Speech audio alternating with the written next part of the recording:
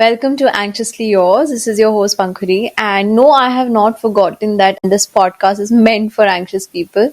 All anxious people know is how to care. That's the one thing that they know really well. But when the caring becomes a little off balance and it becomes a little too much, that's when it becomes a problem and that's when we need to correct it. Let them. Let people talk about you. Let them have whatsoever opinions, assumptions that they want to have about you. Let them be wrong about you. Trust me, as an anxious person, I do understand the urge and this need to go and explain yourself to somebody and convince them that you would not act like that or you would not do something because you're a nice person. But how many people are you going to explain yourself to, and how long can you keep doing this? And does it affect your mental health? Yes, of course. Some people will have a problem with you just merely existing. And unless I want to explain why I exist, sorry, not sorry, but I would want to just stay far away from that.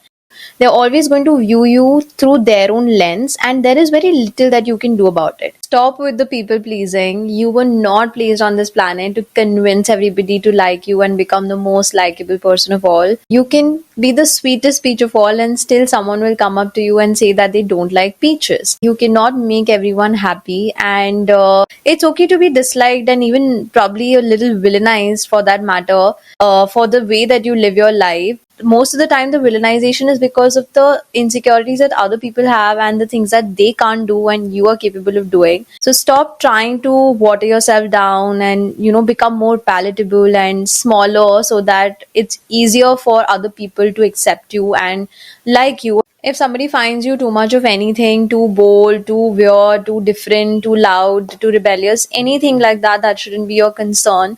You do want to rather put in all that effort, that time, that energy into becoming a better version of yourself, a more authentic version of yourself. Trust me, this is the best way to avenge the people that have wronged you. And also, this does a favor on them because in the world full of masked intentions, you're not here to sell fake relatability. You don't want to be relatable. It's absolutely fine to not be liked for who you are. You can be kind and nice and still choose yourself.